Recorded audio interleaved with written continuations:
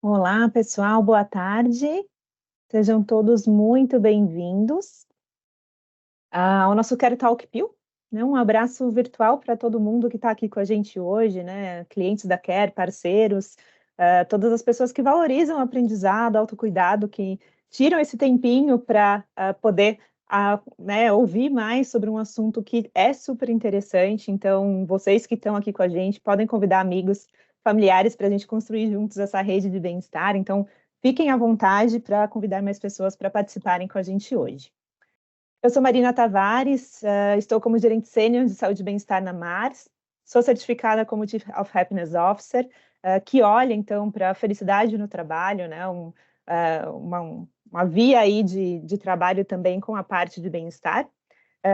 Na última década, aí, eu trabalhei com diversas indústrias de diversos ramos, sempre na área de gestão de saúde e promoção de saúde e bem-estar, né? Então, compartilhar um pouquinho de mim, hoje eu tenho cabelos compridos, loiros, cacheados, olhos escuros, estou usando óculos dourado e visto uma blusa azul. Tenho o fundo aqui da Care sobre o nosso Care Talk de hoje. E dando continuidade, então, acho que o tema que a gente tem hoje é a relação com o corpo, distúrbios alimentares e saúde emocional, e é um tema extremamente relevante. Temos aqui abaixo essa frase do Arnaldo Antunes, né? A gente não quer só comida, a gente quer a vida como a vida quer, né? E o quanto a alimentação tem esse impacto também na nossa saúde emocional.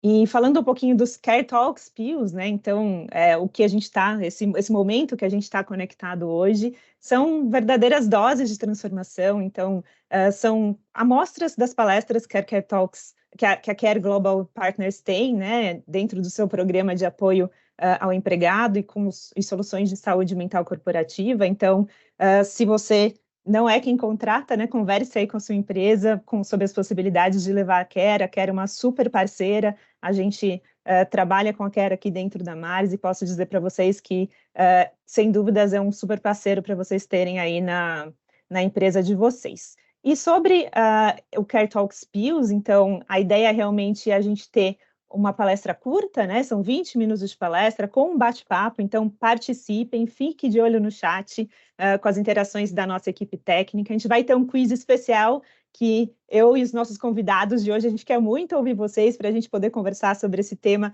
com a opinião de vocês. E esse encontro traz, na verdade, aquele ditado, né, que os melhores perfumes estão nos menores frascos. Então, ele é curtinho de propósito para deixar vocês querendo mais, para vocês buscarem, então, um desenho específico aí para a sua empresa, do que vocês precisam junto com a Care. Agora eu vou falar um pouquinho dos nossos convidados de hoje. Então, para discutir esse tema, a gente vai ter a Francine Queluz, que é psicóloga, professora universitária. Ela concluiu o doutorado na Federal de São Carlos e vai fazer a palestra para a gente. Então, ela que vai trazer toda essa visão dos distúrbios alimentares e a saúde emocional. E a gente vai ter a participação especial do Rafael Duarte, que é nutricionista e palestrante organizacional também. Então, é muito legal a gente ver que esse tema de hoje, ele se alinha com a campanha Fevereiro Cinza, que é sobre o transtorno de ansiedade generalizada, porque a gente sabe que a ansiedade e comportamentos alimentares, eles estão interligados, né? Então, vocês receberam a jornada, né? Essa jornada, essa discussão nossa começou com o infográfico mensal da Care, e a gente vai dar, então, continuidade com ele, com essa discussão. E assim eu convido a Francine para tomar aqui a frente e fazer toda a sua palestra para a gente poder, então, fazer a discussão no final. Então, por favor, recebam aí a Francine com uma salva de palmas virtuais, né? Quem conseguir usar aí as reações do Teams para a gente recebê-la da melhor maneira possível. Francine? Salva de palmas virtuais é ótimo, né? Muito legal assim ter esse recurso que a gente tem agora, mesmo para se sentir abraçada, se sentir querida, se sentir pertencente, né? Então, obrigada, pessoal. É um prazer estar aqui com vocês hoje. conversar sobre um tema que me é caro, porque eu sou psicóloga e me especializei nos últimos anos também em transtornos de ansiedade, então faz todo sentido eu estar aqui nesse Fevereiro Cinza, conversando com vocês sobre um tema que é da minha expertise, e tá aqui junto com a Care, né, que é uma parceira incrível, que vira e mexe eles me convidam para essas palestras, enfim, para estar aí juntinho com vocês. Então, faço das palavras da Marina as minhas, que tem muito conteúdo bom para a gente trabalhar, para a gente conversar e para a gente pensar em uma saúde mental melhor e de qualidade mesmo, tá? Deixa eu só puxar aqui o compartilhamento. Foi, né? Comecei da onde você parou aqui. Então, pessoal, como a Má já adiantou, eu sou psicóloga também, né? Então, essa é a minha expertise, tenho alguns aninhos de estudo aí, e hoje a gente vai ter essa pílula mesmo, né? Essa fala mais focada, mais de um tema tão relevante.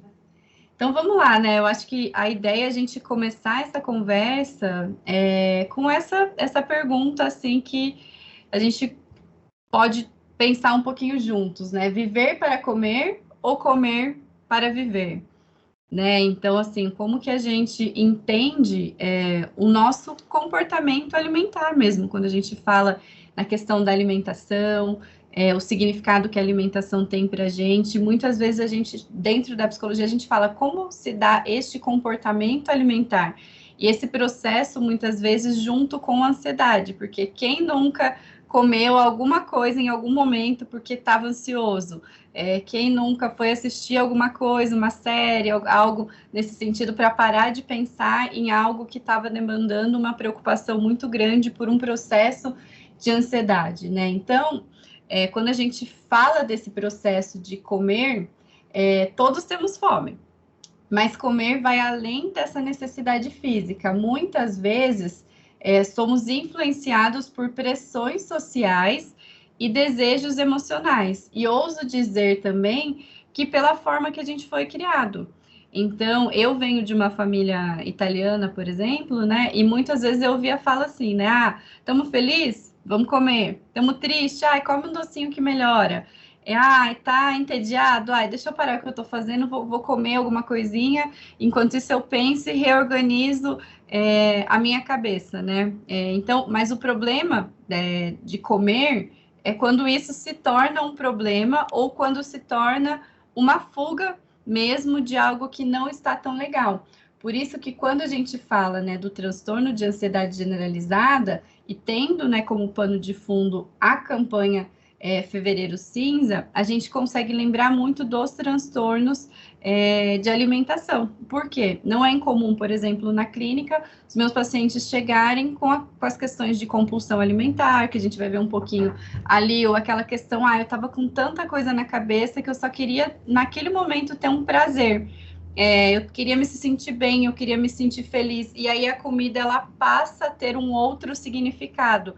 Eu tô com tanta coisa que eu mereço comer um docinho, eu mereço comer uma pizza, eu mereço por conta do transtorno de ansiedade generalizada. Se a pessoa ela tem algum distúrbio alimentar, isso vai impactar toda a vida dela. Então, o bem-estar físico, o bem-estar psicológico. Então, a gente tem que conversar um pouquinho sobre isso para pensar em como ter hábitos saudáveis, ou o que a gente pode fazer para pensar em uma sociedade que está cada vez mais ansiosa, mas que essa ansiedade não seja descontada na comida, né? Aquela questão de descontar as emoções na comida. E aí, o que a gente pensa, né? Quando a gente olha, mas por quê, né? Acho que eu já me adiantei aqui um pouquinho, mas a relação que a gente tem com a comida, muitas vezes vai influenciar o nosso comportamento alimentar. Então, se a pessoa ela tem como hábito, é isso que eu falei, se é de família italiana um pouquinho parecido comigo, se eu tô triste eu como, se eu tô feliz eu como, se eu tô frustrada eu como, eu mereço comer porque meu dia não foi bom, eu mereço comer para comemorar. Então, se essas crenças elas vão sendo estabelecidas durante a vida, o comer muitas vezes passa a ser o centro da família, o centro daquela pessoa. Por isso que a gente fala que as crenças, elas vão moldar.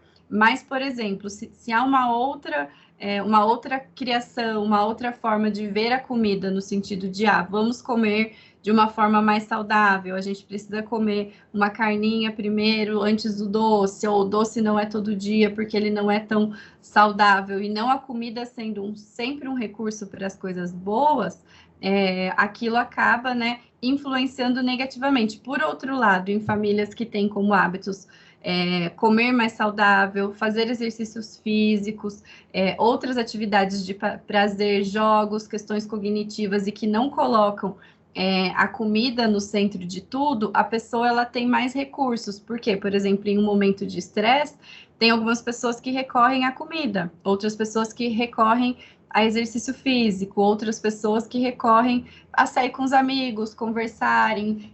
Isso se a gente não entrar nem nas questões de terapia, mas estou falando em um desenvolvimento normal. Então, essa relação com a comida, ela vai sendo desenvolvida desde a infância, a forma que a gente vê a comida e que usa isso nas nossas relações e no nosso dia a dia. E muitas vezes, né, por que tem aqui até aquela brincadeira na psicologia, né? Porque eu fui para a terapia para descobrir que tudo é culpa da minha mãe ou do meu pai. E aí eu sempre brinco, eu falo que não é que é culpa da mãe ou do pai, mas é que muitas das formas que vocês aprenderam de se comportar foram aprendidas com a sua mãe, com o seu pai, com os seus avós, com as pessoas à sua volta. Então, este comportamento alimentar, a relação que a gente tem com os alimentos, ele começa a ser construído na infância, desde as crenças que a gente tem, assim como a quantidade e qualidade dos alimentos oferecidos diariamente. Então, se você vem de uma família que tem um excesso de carboidrato, o seu corpo acaba se acostumando com aquilo. Quando você tem uma alimentação desde pequenininho, né, que é a alimentação colorida, na idade adulta, fica mais fácil ter aquilo, porque você já conhece. Então, a nossa cabeça, ela tende a ir para aquilo que a gente conhece. Então, se vocês não tiverem, né, uma alimentação tão legal assim, se tiverem filhos, pensem que essa palestra pode ser um momento para a gente pensar sobre isso.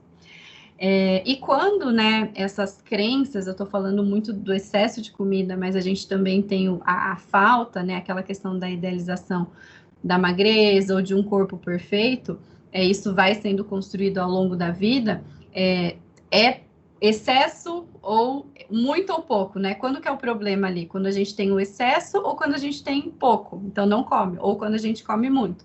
E essa forma de se relacionar com o comportamento alimentar pode ter como produto, né, o que a gente conhece atualmente como os distúrbios alimentares, que são padrões comportamentais atípicos relacionados à alimentação, frequentemente ligados a obsessões com peso e aparência. Afetam a saúde mental e física, manifestando-se em práticas alimentares extremas e distorções de imagem corporal. Então, globalmente, o que a gente tem de dados hoje? Que 70 milhões de pessoas enfrentam esses distúrbios, enquanto que no Brasil, mais de 9 milhões de pessoas, equivalente a 4,7% da população, vivenciam atualmente algum tipo de distúrbio alimentar. E aí, o que a gente vê, né? Que nesse desenvolvimento, principalmente quando a gente vê um ciclo de vida, o que acontece? A gente tem alguns momentos, vamos dizer assim, que há grandes mudanças. Então, na adolescência, por exemplo, né, as questões hormonais são conhecidas. Lá na vida adulta, na perimenopausa, as mudanças hormonais também vão aumentar o risco de distúrbios alimentares em mulheres. Isso é pautado muito na questão da insatisfação corporal. E essa problemática, a gente vê que como a gente tem vários momentos assim de oscilação hormonal, há uma maior possibilidade nesses momentos de picos hormonais ou de reestruturação, vamos dizer assim, mas isso pode afetar todas as idades. A gente vê, hoje em dia, às vezes, meninas novas, com 10 anos, 12 anos, ainda olhando e tendo, né, aquela visão de magreza.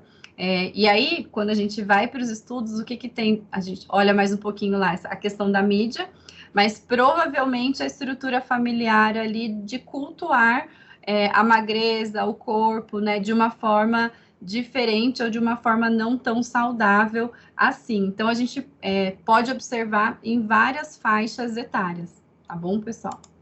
E quando a gente pensa, né, nesses possíveis gatilhos, então, né? Então, o que pode aumentar a possibilidade de ter algum distúrbio alimentar, né? O que eu posso fazer? O que é importante eu observar no meu dia a dia para trabalhar isso, para que esse distúrbio não aconteça ou não tenha um impacto muito grande na minha família? Então, acho que o primeiro é o clássico, pessoal, maus hábitos alimentares, né? Então, assim, os excessos, então, comer demais ou comer de menos.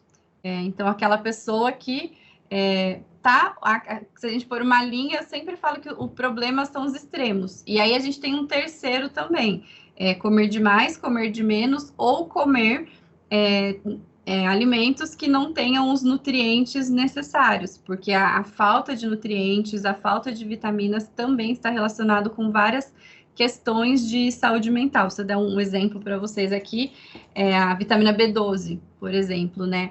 Não é incomum pacientes chegarem na clínica com sintomas de depressão, e aí a gente vai em caminho, né, para uma avaliação com o nutricionista e vai olhar a B12 tá baixinha ali. Essa entre várias outras, a gente tem a vitamina D, enfim, né? Então, tem um impacto muito grande na nossa saúde mental, porque se você não tem os nutrientes necessários, por conta de maus hábitos alimentares, você às vezes não tem energia para fazer as coisas que você precisa. Se você não tem energia, você não consegue comer bem, porque às vezes você não tem energia para fazer a comida que você precisa fazer. E aí vira um ciclo gigantesco aí. O histórico de vida com desafios alimentares, então traumas, eventos que impactaram negativamente a relação com a comida. Então, quando eu era adolescente, eu lembro que o pessoal cantava musiquinhas para quem era mais gorda, sabe? Eu acho que hoje em dia, né, não tem tanto isso. A gente está no momento, né, que eu, pelo menos como mãe, eu vejo que os outros pais orientam as crianças, mas quando você fala, né, daquela pessoa que está acima do peso, antigamente o bullying era muito grande. Não que tenha sumido 100%, mas isso já melhorou. Então, às vezes, aquela pessoa que chegou hoje, né, no meu consultório aqui e traz essa demanda, você fala assim, nossa, mas como que foi lá atrás, né? Ou que tinha uma dificuldade, não conseguia comer, usava a comida tinha uma outra função ali, pode ser um problema. A distorção da imagem, então isso a gente vê muito na questão da anorexia, que aquele adolescente, normalmente aquela pessoa, ela se vê maior do que ela é, então nunca tá bom o suficiente, né? Ela sempre vai tentar comer menos para emagrecer. Autoestima baixa, então uma baixa autovalorização pessoal, aumentando a vulnerabilidade. Então, se eu não me aceito como sou, ou se eu sempre acho que eu tenho que mudar alguma coisa para ser boa o suficiente, isso pode ser um problema. Então, a questão de nunca ser suficiente, que é reforçado por uma mídia que busca a perfeição de maneira geral. Antigamente, as mulheres sofriam um pouco mais com isso, mas hoje isso está generalizado, eu tenho percebido diariamente no meu trabalho clínico, né? O sentimento de culpa, então a responsabilidade negativa associada à alimentação, podendo desencadear práticas prejudiciais, e isso muitas vezes vem até de uma crença social, né? Porque a gente tem algumas questões de desregulação hormonal, até, vamos dizer assim, a questão da endometriose, tem alguns momentos mais complicados que a pessoa ela tem uma desregulação e que ela tem um aumento de peso.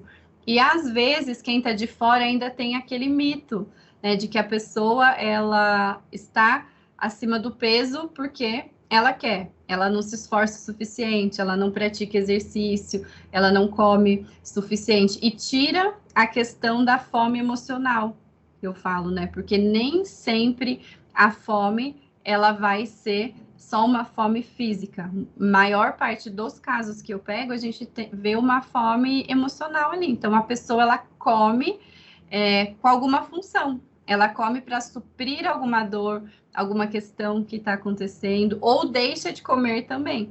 porque se eu não me acho bonita o suficiente, eu vou deixar de comer, ou eu vou no banheiro e eu acabo de comer, eu vou pôr para fora aquilo que está ali, né? Questões hormonais, como eu já comentei com vocês, distúrbios emocionais, então a depressão, a ansiedade, o estresse aumentado. Então, quando a gente não trata, o que eu falo da fome emocional? Normalmente, a fome emocional, ela está relacionada com esses distúrbios ali, né? A gente vê muitas vezes, que eu falei, os pacientes, às vezes eu pego mulheres que têm o transtorno de ansiedade generalizada, e elas descontam muitas vezes as frustrações, as preocupações na comida. É um momento de paz, de prazer, junto com aquela fala do eu mereço. Só que o eu mereço se torna inúmeras vezes. Você mereceu uma vez por semana, 2 vezes por semana, ok. O problema é quando esses eu mereço vêm 5 vezes por dia, por exemplo, né? E logo depois vem o sentimento de culpa de ter comido e entrado naquele looping ali. Temos também a influência sociocultural.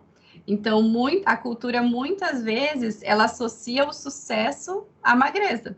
Então, se a gente pegar até os influencers que tem por aí, né? Hoje ainda tem mudado um pouquinho, mas a maior parte dos influencers, eles vendem uma ideia associada à magreza, ao sucesso. O sucesso, raras exceções, está associado às pessoas bem dentro de um determinado estereótipo ali, e quando as pessoas de fora, por exemplo, alguém que está com uma questão hormonal, não consegue estar dentro daqueles padrões, há essa sensação ruim, só que às vezes, né, em vez de melhorar, tem algumas pessoas que comem em excesso porque estão se sentindo mal, ou outras, pelo outro lado, né, que entram em não querer comer, em colocar para fora, em se sentir culpado, em excesso de academia também. O transtorno ele passa a ser o excesso mesmo de cuidados. E tudo que é excesso, gente, eu sempre falo que é problema, né? É bom a gente ir na academia? É ótimo. É bom a gente comer? É ótimo. Mas tudo que é de mais ou de menos, lembrem-se disso. Se vocês forem pensar... E uma coisa para lembrar de hoje são os extremos aqui, né? Então, quando a gente fala dos distúrbios alimentares, quais são os principais? Estou falando deles aqui, mas é importante a gente entender. Então, o primeiro, a compulsão alimentar. Então, comer demais em um espaço curto de tempo. Então, aquela pessoa, ela ingere, e eu já escutei falar, algumas pessoas me falando assim, porque eu tenho compulsão por doce, né? Daquele momento eu como. E quando a gente vai lá para a OMS para pegar o conceito de compulsão, a pessoa ela come tudo, não é só doce. É o que tem ali na geladeira e é um excesso de caloria, assim, que fica ali dentro dela. Então, é quando você come compulsivamente, você não consegue controlar aquela vontade mesmo de comer. Anorexia, que é o medo intenso de ganhar peso e restrição calórica. Então, a pessoa, ela, pelo oposto, ela não come. E ela vai ficando cada vez mais magra, e aí a gente entra naquele processo, né, que até quando a gente olha no IMC, tá baixíssimo, e aí aqui há um distúrbio de imagem, porque às vezes aquela pessoa, ela não consegue, né, ver que ela já tá até magra demais. Não sei se tem outros profissionais da saúde aqui, depois a gente pode discutir, mas a questão de trazer, né, essa visão real do corpo, né? Eu acho que a gente sempre busca que quando a gente está olhando, tem uma visão mais próxima da realidade ali. A hipergrafia, que é relacionada a traumas vivenciados, né? Então, a pessoa ela tem aquele histórico lá atrás e isso afeta a vida dela até hoje. A bulimia, a pessoa come compulsivamente, comeu tudo que tinha vontade, tô estressada, eu mereço, eu vou comer tudo aquilo lá, e aí ela põe para fora aquilo. O transtorno alimentar restritivo evitativo, que é o TARI, que a pessoa evita alimentos, e às vezes é um certo tipo de alimentos, mas às vezes ela só come aquilo, então, mesmo que seja arroz, feijão, tomate e carne, mesmo que seja, e não come mais nada. Isso é uma questão também. a vigorexia, que é a ansiedade com distorção de imagem corporal, mais comum em homens e associadas a treinos excessivos. Então, aquela ansiedade que vem, né, de sempre estar muito bem malhado, muito bem colocado lá. E aí, o que a gente tem de impactos emocionais, né, de todos esses distúrbios? Uma autoestima, que ela é baixa, então nunca está boa o suficiente. Transtornos associados, então ansiedade, depressão, estresse, um isolamento. Então, normalmente, essas pessoas que têm esses transtornos, elas têm muito medo de serem julgadas pela sociedade, né? Então, elas passam se isolando mais para fugir mesmo desse julgamento. A culpa, a obsessão. Então, por que eu fiz isso de novo, né? Olha o que eu estou fazendo comigo. E os riscos graves, né? Então, em casos extremos, por exemplo, como a gente tem a depressão associada, a questão do isolamento, o sentimento de culpa, a pessoa ela pode começar a ter comportamentos de autolesão e até pensamentos suicidas, porque ela não se sente bem com quem ela é. E nesse sentido, gente, procurar ajuda é fundamental. Então, se vocês, né, estão olhando ali, vocês pegaram alguma coisinha aqui nesse sentido, né? Olha, isso faz sentido comigo, eu já passei por isso, eu já tive essas falas. É interessante vocês procurarem, né, profissionais especializados, a TCC, que hoje, né, é a linha teórica que eu atendo, inclusive, que é a padrão ouro para transtornos de ansiedade. Então, o que é padrão ouro? A gente vai ressignificar todas essas crenças irracionais, essas crenças disfuncionais, esses pensamentos em terapia e entender esse envolvimento familiar. Então, como que é a família? Tá? Como que isso acontece, né? Como que a família impacta? A família pune, a família apoia, tem outras pessoas da família que têm esse mesmo comportamento alimentar. Por quê? Às vezes a família tá ali junto, e aí se a pessoa não sai daquele ambiente em que todo mundo se comporta da mesma maneira, isso pode ser um problema, mas pode ser uma solução também se tiverem pessoas da família que estão dispostas a ajudar ali neste processo. No Brasil, a gente tem o SUS, né, que ajuda a gente nesse processo, então o SUS, os CAPs, os CRAS, tem os programas de apoio ao empregado que muitas empresas têm esse suporte psicológico também. Como referência, na USP de São Paulo, na Unicamp aqui em Campinas, tem centros que pesquisam e trabalham dos diferentes distúrbios alimentares, então é importante, né, ter esse atendimento, eu sempre falo multiprofissional, porque o psicólogo não vai dar conta sozinho, então a gente precisa de um psicólogo, precisa de um nutricionista, precisa de um psiquiatra, precisa de todo mundo para trabalhar de uma forma efetiva essas questões, né, de saúde mental. E era isso, gente, agora eu falo que é um tema que a gente podia passar a tarde inteira aqui, fui falando o mais rapidinho que deu. Marina, acho que a gente agora é o momento que a gente abre para conversar, né, para discutir um pouquinho sobre esse assunto. Não sei se o pessoal tem perguntas aí no chat. Com você, Má. Isso mesmo, Fran. Agora a gente vai falar sobre o assunto, né? A Fran já fez uma ótima explanação, né? Trouxe para a gente aí diversos insights, diversos dados importantes para a gente compreender sobre isso. A gente tem algumas perguntas no chat. Quem quiser fazer mais perguntas, pode ficar à vontade. Vou convidar, nesse momento, para se juntar a gente, o Rafael Duarte, nutricionista, que vai participar aqui da discussão com a gente.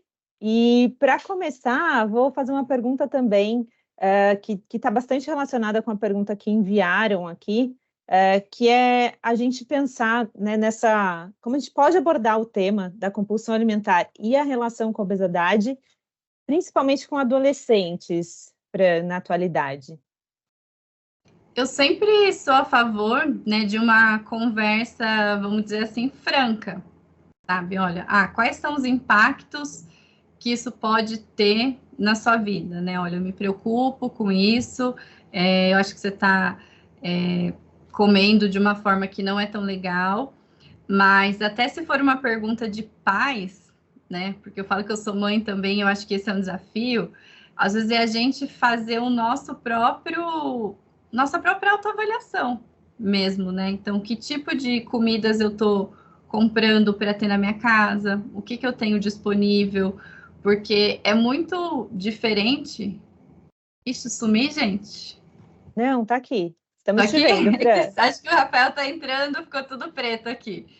E aí eu acho que assim, né, é muito diferente, assim, por exemplo, você falar para o seu filho, não coma sorvete, não tome coca, não faça isso porque isso é ruim, do que como pai, de repente, você ter outras opções e falar, bom, coca a gente tenta não comer, né? Mas assim, é uma cultura. Mas, por exemplo, sorvete, você pode querer comer, mas vamos no final de semana, a gente vai até a sorveteria, porque tem um custo para chegar lá e não fica 100% do tempo disponível ali. Então, eu acho que tem duas funções: ter uma conversa legal, uma conversa tranquila, uma conversa sincera, mas ao mesmo tempo dificultar o acesso a alimentos que não são tão legais, até para gente, tá? Porque às vezes, se der aquela vontadinha, se você tiver aquilo ali de fácil acesso, você vai acabar comendo, gente. Se não tem, você vai pegar outra coisa. Tem um chocolate, uma banana, às vezes você vai para o chocolate, mas se só tiver a banana, você vai para a banana. Então, às vezes a gente tem que previamente fazer algumas coisas nesse sentido. E com adolescente chegar e ser modelo. Eu falo que é muito mais do que dar palestrinhas, né, para que eles falam isso para criança, para adolescente, é ser o modelo do que nós gostaríamos de ver no outro. Assim. Rafa, entrou? Olá, boa tarde, entrei. Estou aqui preparado agora. A câmera estava bloqueada. Boa tarde a todos, parabéns, doutora Francine, excelente conteúdo, gostei bastante. Sou suspeito para falar porque, especialmente nos últimos tempos, acho que o pós-pandemia, né, a procura justamente assim, por processo de compulsão, de ansiedade, de transtornos alimentares potencializou bastante. Então foi um conteúdo enriquecedor, com toda certeza. Parabéns aí por toda a dedicação. E eu acho que é interessante, foi até citado aí, acho que um exemplo, por exemplo, a gente tentar limitar porções e então pegar uma quantidade menor e tal, é justamente o que eu falo nas consultas mesmo. Então, por exemplo, ao invés de ir no mercado na sexta-feira comprar um pote ali grande de sorvete, vai numa boa sorveteria, pega ali uma porção pequena, num lugar que você curte a experiência do local, sabe? Um lugar bonito, agradável. Então, você transforma aquilo, eu sempre falo assim, transforme o que eu chamo de refeição livre, né, o que vai consumir numa sexta-noite, um sábado à noite, em um evento. Então, isso você tende a valorizar mais aquilo que está consumindo. E aí você precisa de menos quantidade. Porque normalmente quando você está em casa com um potão de sorvete, vai comer o potão inteiro. Né? Não tem segredo. Se a pessoa tem, ela vai comer. E o diferente, e os impactos que isso gera na prática são muito bons quando a pessoa começa a transformar os consumos de coisas gostosas, agradáveis, em experiências. Eu me recordo, assim, acho que vale muito a pena eu compartilhar. Eu atendo há 15 anos, mas teve em 2015, 2016 um grande divisor de águas na minha vida, que foi um baita case de sucesso, que era para ser o exemplo perfeito de um resultado, foi papo de 20 quilos, atendi praticamente a empresa inteira que ela trabalhava pelo belo resultado dela, e eis que ela sumiu do mapa por alguns meses. E quando ela voltou com muito mais peso. Então, assim, sei lá, se ela tinha eliminado 20 quilos, voltou com 25 a mais, meses e meses depois. E aí, quando eu fui entender, ela se abdicou de toda a vida social dela, ela inventava desculpas para não socializar com a família, com os amigos, terminou o relacionamento, para seguir 100% a dieta. Então, por que eu chamo de divisor de águas na minha vida? Porque de lá para cá, o tema que eu mais falo na consulta é refeição livre. Sabe, é você comer a sua pizzinha, comer o seu hambúrguer, comer o seu restaurante japonês, o que você preferir. Só que tendo controle, tendo moderação, tendo boas escolhas. Então, essas pautas eu abordo muito no consultório, muito, muito. E um outro exemplo também que eu tenho trabalhado muito e funciona muito bem para casos de processo compulsivo e pacientes ansiosos é basicamente trabalhar a densidade calórica. Então, por exemplo, se a gente pegar assim, apenas comer 500 gramas de uma comida é necessariamente algo muito calórico? Depende. Se eu pegar 500 gramas de melão, eu tenho 150 calorias. Se eu pegar 500 gramas de sorvete, eu tenho 1.000 calorias. Ou seja, então, o princípio da densidade calórica tem salvo muitos pacientes, muitos. Mesmo para doces. Eu peguei um exemplo que foi, o melão e o sorvete não tem comparação. Tudo bem, se a gente pegar 20 gramas de doce de leite e pegar 20 gramas de creme de avelã, nós teremos 60 calorias no doce de leite e mais ou menos 110 no creme de avelã. Ou seja, compensa muito mais consumir o doce de leite. Então, ter a oportunidade de conversar esses pontos com os pacientes agrega muito na vida real, porque eu sempre falo assim, o melhor resultado é aquele que você mantém, e para manter tem que ter conversa, eu tenho que passar material, eu tenho que explicar, tem que ter essa conexão, né? Então, acho que isso vai muito de encontro aí com esse tema de hoje, Eu acho trabalhar que todas as estratégias.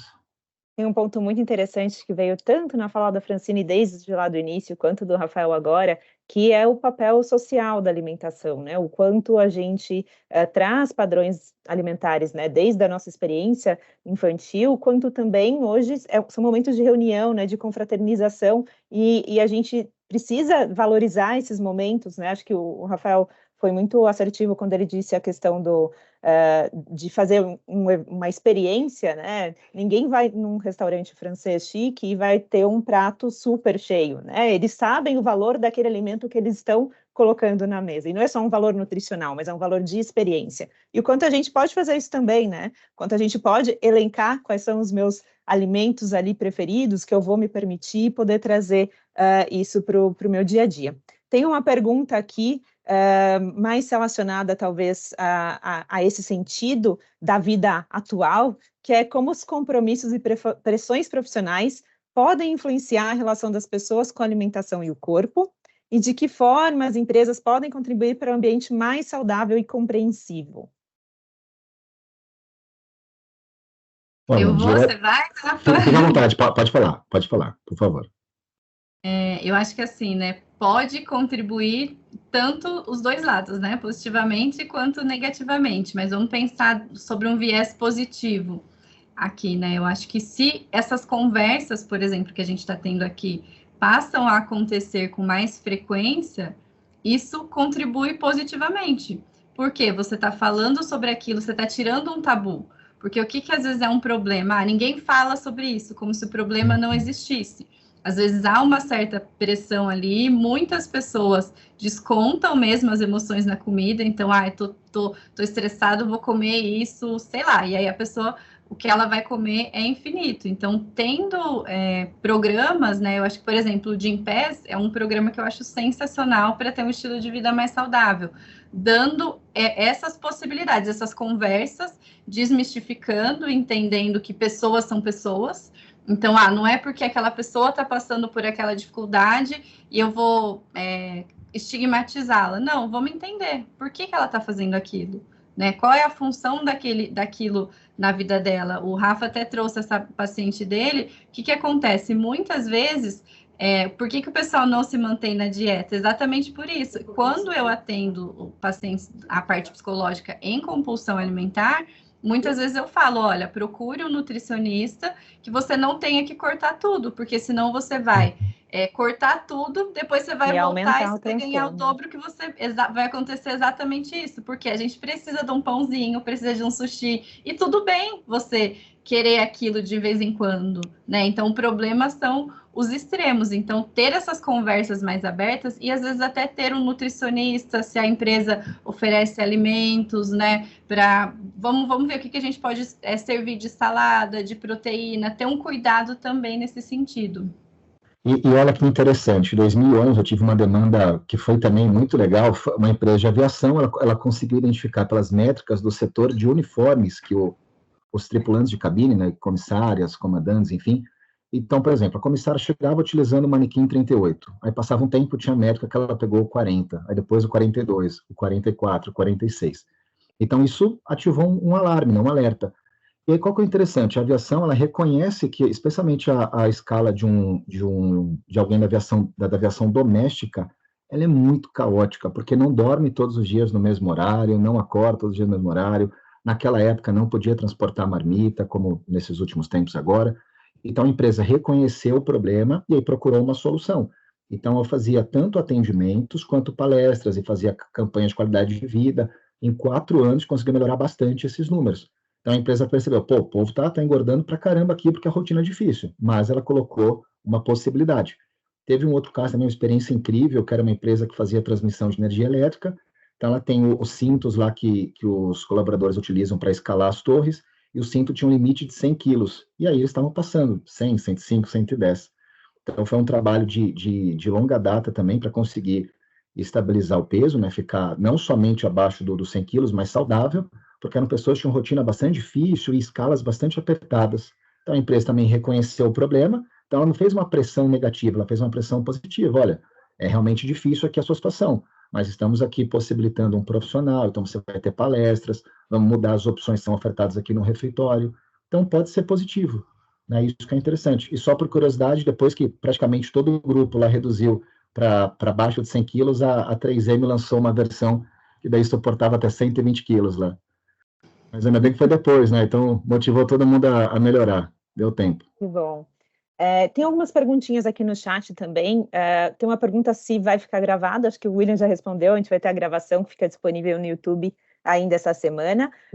Quem quiser também, gente, abrir a câmera, microfone para falar com a gente, só lembrando da Lei Geral de Proteção de Dados, então vocês têm que estar de acordo com isso, né, como é uma sessão gravada, mas eu acho que tem muitas perguntas dentro do chat indo para o caminho de, então, mas o que eu faço, né? Se eu tenho um diagnóstico de transtorno alimentar, qual que é o caminho? Eu procuro psicólogo primeiro, eu procuro um nutricionista, ou existe um caminho inverso, né? Fui talvez buscar uma dieta e, né, dentro do meu acompanhamento com o nutricionista, vi a questão da compulsão alimentar, eu tenho que buscar o psicólogo nessa hora, então acho que muito mais de como eu realmente tomo uma atitude em relação a esse meu comportamento alimentar e as minhas emoções. Acho que as duas coisas, não tem como você trabalhar receita perfeita alimentares sem a gente trabalhar a parte nutricional e sem a parte psicológica. E a depender do caso, se a pessoa não agir logo naquilo, vai precisar ter um acompanhamento de algum psiquiatra também, que a maior parte das pessoas não querem. Mas então, se vocês estão sentindo alguma coisa, gente, o mais rápido possível, porque tende só a piorar à medida que as coisas não são tratadas. Então, não tem como, em distúrbios alimentares, a gente não falar. E não é nem puxando a sardinha para o nosso lado, mas ter um psicólogo e ter um nutricionista, porque são áreas do conhecimento diferentes que se complementam aí para entender, né, os porquês ou as mudanças que podem ser feitas. E olha que interessante, quando a pessoa ela tem um processo compulsivo, ela se frustra muito porque ela acha que todo mundo consegue ter uma rotina perfeita, consegue ter autocontrole, só ela não consegue. E ela tem, às vezes, aquela experiência de um nutricionista anterior que passou uma dieta com uma quantidade muito pequena de alimentos, não usou aquela estratégia de preferir alimentos com menos calorias para possibilitar maior quantidade. Então, eu sempre mostro para essa pessoa que o problema é muito mais complexo do que parece, só que, ao mesmo tempo, é simples de resolver, desde que a gente consiga enxergar o inimigo. Por exemplo, 20 minutos da consulta eu dedico falando sobre intestino. E olha como que esse ciclo funciona. Se a pessoa não tem um intestino bom, ela tende a produzir menos serotonina. Produzindo menos serotonina, ela produz menos bem-estar. Então, aquela sensação gostosa de prazer, ela tende a ter menos. Produzindo menos sensação de bem-estar, ela pode comprometer a produção da melatonina. Produzindo menos melatonina, ela dorme com menos qualidade. Dormindo com menos qualidade, olha que lei de Murphy isso aqui. Você compromete tomada de decisões no dia seguinte, você aumenta a vontade de alimentos densos e você aumenta o hormônio que aumenta o apetite. Então, assim, que combinação mais forte para realmente fazer a pessoa comer tudo que está na frente. Ciclo sem fim, né, Rafa? Exato. Então, assim, muito difícil quebrar o ciclo, né? Total. E se ela não enxerga... acompanhamento profissional aí faz total diferença. Porque ela coloca tudo naquele poder dela de falar não, que ela não consegue, só que ela tem uma força fisiológica ali por trás, que é uma força oculta, que ela não está enxergando e que deixa ela frustrada. Então, eu sempre começo abordando pelo intestino. Então, basicamente, intestino e sono são 2 pontos que eu poderia falar 2, 3 consultas sem tocar no termo dieta. Sabe? Sem tocar no termo dieta. Para mostrar para a pessoa que a dieta é uma ferramenta. E o ambiente também, né? Porque se a pessoa ela está lutando sozinha, e aí ela vai lá, ela está seguindo bonitinho, alguém chega e põe um chocolate na frente. Alguém chega e põe uma bebida alcoólica. Então, fica muito mais difícil quando o seu ambiente também não ajuda. E olha que interessante. Não, total. O ambiente, ele tem um poder muito grande. Quando eu atendo o paciente que eu percebo que tem pouca experiência nesse processo, que é a primeira vez, e que tem essa toxicidade do fator ambiental, eu falo o seguinte, olha, você tem que aprender a usar mentirinhas do bem, porque elas vão salvar sua vida. Porque você vai começar a fazer dieta, você vai receber tanto convite na sua vida que você não vai nem imaginar que será tão importante assim. Parece também uma teoria da conspiração. Então, o que acontece na prática? Você vai inventar que você acabou de comer, você vai inventar que você está com um pequeno desconfortinho no seu estômago, você vai inventar que você está fazendo um jejum para um exame. Se naquele dia você tiver convicto que você não quer comer aquilo, invente uma mentirinha, porque você falar que está fazendo dieta, que está tentando mudar, parece que você atiça a pessoa a realmente provocar você, porque a pessoa não está fazendo aquele mesmo segmento que você, então ela só vai sentir bem quando ela vê que realmente você está igual a ela. Ela quer se igualar a você, né? Que você se iguale a ela, na verdade. Então, mentirinhas do bem pode ser muito interessante, pelo menos no começo, para embalar um pouquinho. Porque às vezes é o seguinte, o paciente vai lá numa festa, então ele come um pouquinho das coisas, mas parece que quem está em volta dele, parece que insiste para ele comer mais. Então ele tomou uma cervejinha, mas daí a pessoa, não, toma mais outra. Então fica muito difícil de manter o equilíbrio dessa forma. Então eu sempre falo assim, eu uso esse termo, essa brincadeira, que é mentirinhas do bem. Porque se você tentar se justificar ou tentar falar não, parece que você vai gastar uma força desnecessária. Então, porque Ou você realmente o pode ambiente... também comer, né? De fato, antes de Exato, sair. exato. Eu Também. como mãe, gente, eu tenho festa de aniversário infantil pelo menos a cada 15 dias. Chegou um momento que eu falei, não dá. Aí todo mundo come antes de ir para as festas e eu falei, não, só água. Meu filho eu deixo, porque também não vou fazer o menino sofrer. Mas porque é só naquele dia específico. Mas algumas coisas que eu percebi para comer menos dessas coisas não saudáveis. Porque se a gente já vai saciado para eventos que as coisas não são tão saudáveis, você tende a comer menos também. Concordo totalmente. E isso vale até para sua casa quando você pede um delivery, por exemplo, uma pizza. Então, um exemplo, a pessoa vai lá e tem um comportamento compulsivo, come 4, 5 fatias de pizza. Já tive relatos de, especialmente homens, mulher até agora não, mas comer a pizza inteira, ou seja, 8 fatias de pizza, mais de 1 quilo de comida. Então, o que eu tenho ensinado muito e tem surtido bastante efeito positivo? Pediu a pizza, até chegar, faça uma salada. Desculpa, eu não vejo como radicalismo isso, eu vejo como equilíbrio, porque daí você transforma aquela pizza em algo sustentável para a sua vida, para toda sexta-noite, todo sábado, enfim, você pedir. Então, você auxilia o seu processo digestivo e você dá um limite físico. Então, isso que é interessante. E aí você pode fazer uma salada super decorada, passa aquele tempo de espera da pizza, né? Aquela meia hora, 40 minutos, faz E vai aquela existir, saladona. né, Rafa? Exato, exatamente. Esse tempo já vai estar lá, Exato, né? então assim, mas eu vou comer pizza, eu não vou comer salada. Então, uma coisa para você ressignificar, uma coisa não tem nada a ver com a outra, não estou impedindo você de comer a pizza, Nem precisa mas eu comer estou junto, propondo, né? exatamente, mas estou Se não propondo combina. uma adequação, porque daí você coloca fibras, coloca vitaminas, minerais, vai comer menos pizza também. Então você vai manter aquilo para sua vida inteira. Então, eu acho que esse tipo de estratégia, sabe, para ser mais qualitativo, mais seletivo, e ter o limite físico, que a doutora Francine falou, faz todo sentido. Então, por isso que eu falei assim, é algo que é muito complexo, mas ao mesmo tempo é muito simples de resolver com ferramentas adequadas. Já vira um pré-evento a salada também. Exato, Quem exatamente. vocês gostam de salada? Pô, já pega vou fazer um essa vinagrezinho. salada essa semana. Exato, exatamente. Coloca ali uma mussarela de búfala, joga um azeite mais especial. Então, faz realmente algo que você sinta prazer em comer. Né? Então, a gente come com os olhos também, né? E eu tento levar essa ideia de ter limite físico para todos os segmentos. Então, por exemplo, você vai num happy hour, que é inevitável, você vai ter que ir. O que vai ter de porção que a gente sabe que vai ter lá? Vão ser as coisas fritas. Então, poxa, come alguma coisinha de proteína antes, faz umas esquinhas de frango, então você vai ter mais controle na hora de chegar lá. Então, se você pegar um pouquinho de batata, tudo bem, você vai pegar um pouco. Agora, se você chegar com fome, até porque já nem fez um lanche da tarde, aí estava só com o almoço, aí vai bebendo, aí vai dando fome, lascou. Então, acho que a gente tem que ter essa artimanha, sabe, esse planejamento. Isso acho muito legal a gente falar de dicas, né? A Fran deu as dicas dela, a Rafa deu as dicas, não só dele, né, como profissional, mas a gente fez um quiz no início, né, para saber quais são os hábitos aí que as pessoas têm, que são bons e que elas recomendam. Então, puxar o quiz para a gente, Will, só para a gente poder comentar. Então, a gente está nos 9 minutinhos finais, a gente poder comentar aí o quiz para a gente ver qual foi o resumo aí das 3 palavras, né? Então, a pergunta era, quais são os hábitos e rituais alimentares que fazem parte da sua rotina, que você pratica com prazer e recomendaria a outras pessoas? Então, acho que a gente tem ali o grande campeão, né, em tamanho água. Temos em segundo lugar, eu diria, café. Em terceiro, acho que tem bastante coisa empatada, né? Fruta, atividade física, jejum. E aí, a hidratação é importante, Rafa?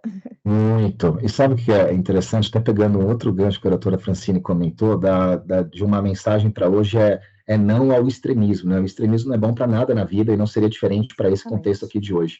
Eu sempre falo que entre 8 e 80 tem 72 números. E a nossa cultura especial, ela tem uma tendência do extremo. Então, ou a pessoa não bebe nada de água... Dos ou ela vilões vira... também, né, Rafa? Exato, também, dos mitos, né, não pode isso, não pode aquilo. Então, ou a pessoa bebe nada de água, ou de repente ela virou a maníaca da garrafa e está com 6 litros de água por dia. E ela tem, aí quando você fala que o 6 é muito, ela fica um pouquinho irritada, porque ela fala, caramba, antes eu não bebia nada, agora 6 é muito. Então, o denominador comum ainda é um negócio que tem que ser implantado na nossa cultura, porque existe essa tendência de puxar para os polos, né, para os extremos. Então, água, se você tomar pouco, tá péssimo, você vai começar a ter deficiência de vitaminas hidrossolúveis, vai começar a complicar um monte de coisa no organismo, até saciedade depois. E se você bebe muito, você também vai comprometer o seu rim, porque não vai dar conta de filtrar aquele volume todo, então você acaba fazendo um canal direto, a pessoa que tem muita reincidência de urina, sai aquela urina transparente, que não é benéfico. Então, é encontrar um ponto em comum. Então, hidratação, de modo geral, eu sempre falo para a pessoa, inclusive até uma dica extra aqui, pensar no formato de uma pirâmide, só que daí você achata um pouquinho a base dela para o topo abrir consequentemente. O que seria essa pirâmide? Se a gente fizer 2 linhas aqui, a gente vai definir período da manhã, tarde e noite.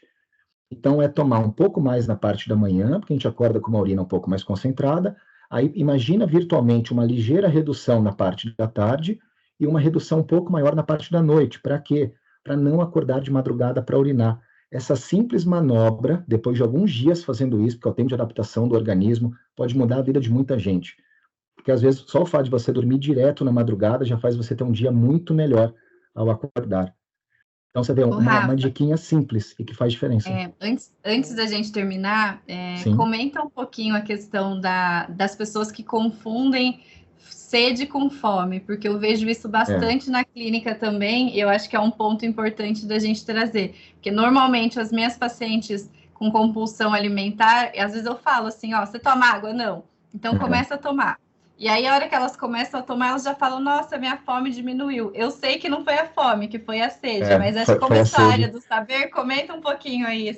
Então, isso é interessante, porque isso tem um poder duplo, né? Então, tem um poder, primeiro, porque elas são assimiladas em áreas próximas no cérebro, e o segundo, porque a água ela vai aumentar, por exemplo, o trabalho da fibra. Então, você tende a ter um aumento de saciedade. Então, você forma aquela ideia daquela esponja, né? Então, você vai ampliando aquele volume no seu estômago. E sem contar que, por exemplo, até mais um outro ponto que a doutora Francine comentou do complexo B, por exemplo, a B12, é uma vitamina hidrossolúvel. Então, se não tiver água em quantidade suficiente, a pessoa pode até suplementar essa vitamina, que se for de baixa qualidade não vai absorver. Então, olha que interessante, a pessoa pode ter uma alimentação boa, se ela não tem consumo de água e não absorver bem essas vitaminas, que inclusive são vitaminas relacionadas a cabelo, unha, pele, enfim. Tanto que tem aquela história, né? A hidratação vem de dentro para fora, né? Então, às vezes a pessoa compra lá o creme mais importado, lá mais caro do mundo e não bebe a quantidade de água adequada, e a água que faria a hidratação da pele. Então, a pessoa que tende a ter um processo compulsivo, ou pessoa que tende a comer grandes quantidades, quando você vai entrevistar, meio litro de água por dia, 700 ml de água por dia, e às vezes ainda tem relatos de pessoas que não lembram de beber água. Então, por exemplo, ontem eu bebi, mas eu não lembro se anteontem eu bebi, porque foi corrido no trabalho. Sabe, como se uma coisa... Café, não, né? Exato, exatamente. O café apareceu bastante o café lá. Troca o cafezinho pela água, porque o café tá todo mundo parando. Então, e eu notei isso, obviamente eu não tenho métrica específica, né, tabulada, mas eu noto por relatos dos pacientes, o consumo de café tem aumentado muito, assim, de forma significativa. E ele é ansiogênico, né? Então, você tá com ansiedade, toma café porque tá ansioso, só que ele é ansiogênico, você entra num... Exato, você entra numa... Coca-Cola também. Coca-Cola, gente, exatamente. Nosso bate-papo tá muito gostoso, mas a gente tá com 5 minutinhos. Eu pedi para o pessoal colocar, então, o slide aqui para a gente falar do Cinecare especial. Então, algumas dicas que a Care deixa para vocês continuarem aí, né? Quem está estudando, querendo saber mais sobre isso, quem está buscando aí hábitos alimentares melhor. Então, a gente sabe que o aprendizado de adultos, ele perpassa diversas maneiras, né? Então, estar aqui participando com a gente, fazendo as perguntas de vocês, não conseguimos responder todas, então depois a gente conversa também com a Care como a gente pode lidar com essas perguntas que ficaram em aberto.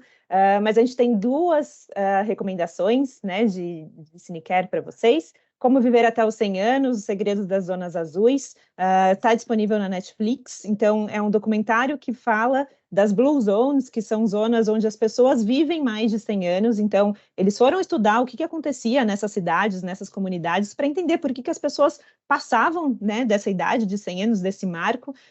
E, obviamente, eles acharam muita coisa relacionada à saúde e estilo de vida, né?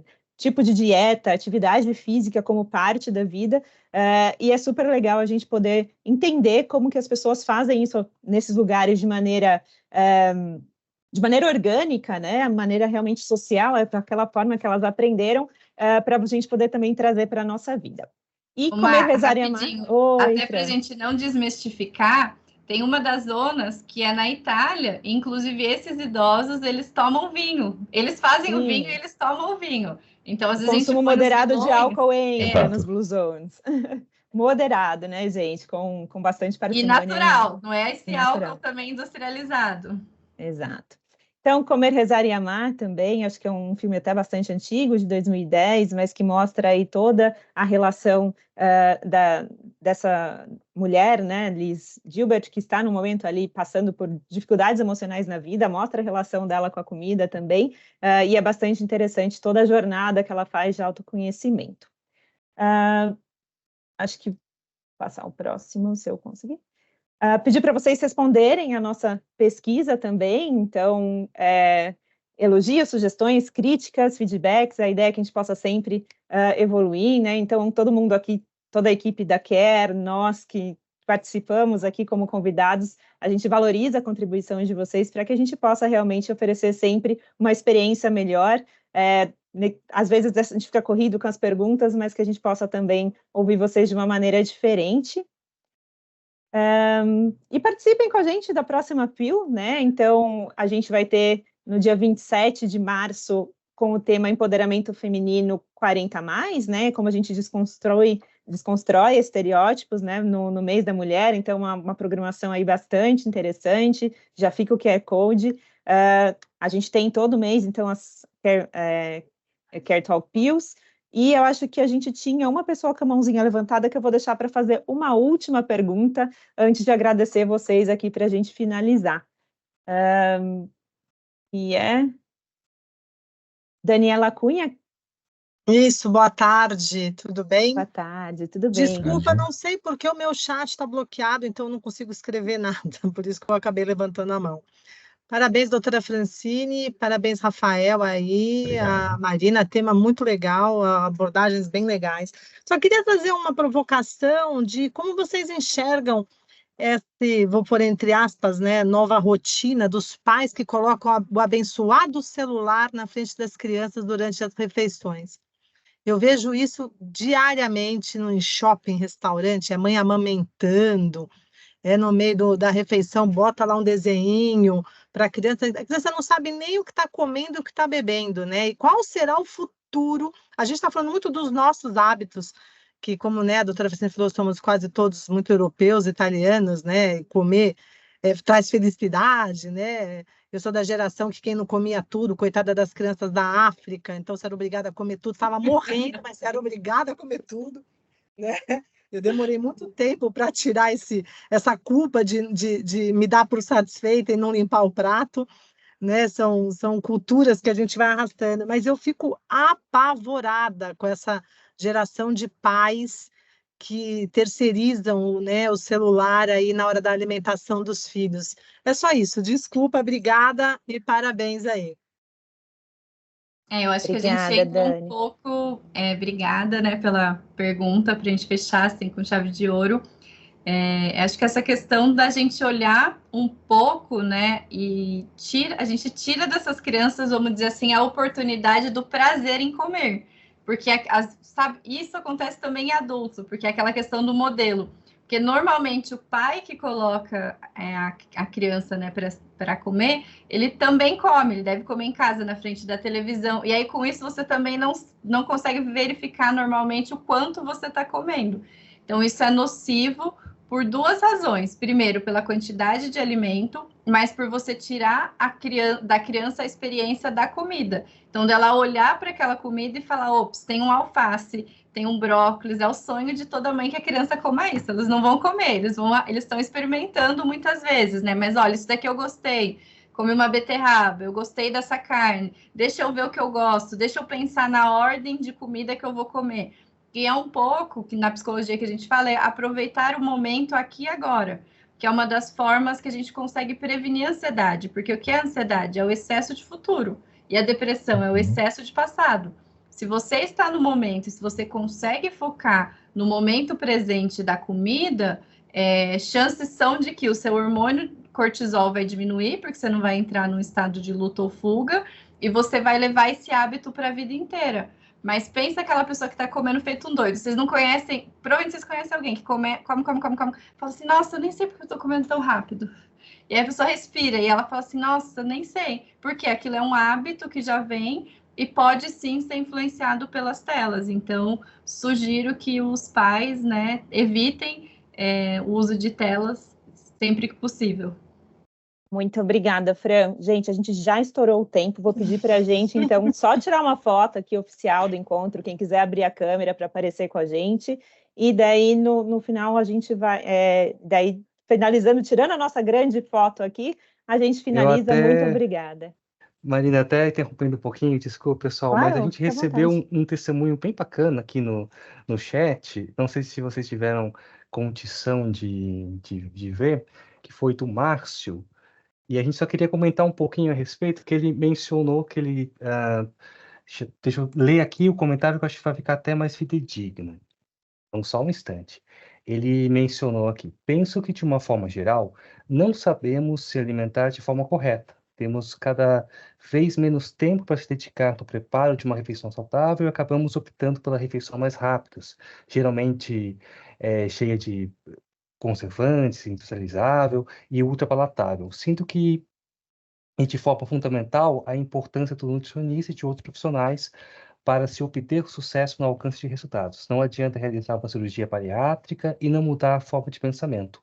Sou obeso e tenho dificuldade em me organizar e estabelecer uma rotina que funcione, mas hoje tenho mais conhecimento do que é necessário e consegui alcançar os objetivos. Então, não sei se vocês queriam mencionar nesse... Eu sei que já estourou o tempinho, mas nesse último minutinho, porque o papo foi tão enriquecedor, e logo que tiver esse comentário, a gente já pode fazer o print e finalizar aí essa tarde, que foi incrível, tá bom? Obrigado, gente. Obrigada, Will. Eu acho que o comentário do Márcio, ele resume muitas coisas, né? Muito da questão realmente... que a gente tem hoje de sociedade em relação à alimentação, né? O que a gente coloca na frente, talvez, da nossa alimentação, talvez porque seja algo que a gente faz desde sempre, né? Algo que a gente não pensa para fazer, mas deveria pensar muito em relação à qualidade, e fico muito feliz que hoje ele também consiga ter essa conscientização, né, do que ele precisa fazer para mudar a partir de hoje. Fran e Rafa? Posso só fazer um comentário aqui? 20 segundos, prometo. Assim, Márcio, né, fez o comentário. Tá, sim, eu achei incrível, quero até parabenizá-lo, porque eu sempre uso como exemplo a cirurgia bariátrica no consultório. Eu falo o seguinte, olha, o processo mais invasivo de todos, nada é mais invasivo que uma cirurgia bariátrica.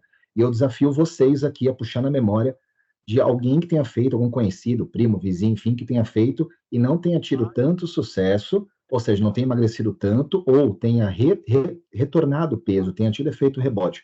Tenho certeza, se vocês puxarem da memória, vocês vão lembrar de alguém. Poxa, e em muitos casos é 90% do estômago que foi grampeado, enfim. Então, se não mudar a cabeça, a conscientização, realmente é difícil sustentar. Por isso que eu falo, resultado é fácil, o difícil é manter, porque para manter tem que ter a conscientização. E a conscientização é esse encontro que nós estamos fazendo. Eu sempre tenho investido muito em conscientização, conhecimento, porque é isso que vira a chave mesmo e que muda o jogo. Só para a gente finalizar, eu acho que talvez finalizar pensando na autogenerosidade, gente. Entendam que é um processo. Então, sejam generosos. Foi só 1 quilo esse mês, foi meio quilo. Mas, poxa, já é um pouco, sabe? Então, essa ansiedade, às vezes, de ter resultados rápidos é o que não faz com que eles sejam permanentes. Então, pensem na consistência, constância e na autogenerosidade. Não fui na academia hoje, me propus aí, não consegui, tá bom. Não é porque você não foi hoje que você não vai amanhã. Não é porque você comeu mal hoje que amanhã que acabou tudo. Tirem esse pensamento 8 ou 80, tá, gente? Enfim, a gente tem que finalizar, né? Mas dava para ficar a tarde inteira aqui. Dava. Tinha assunto Dava pra mesmo, tarde né? inteira.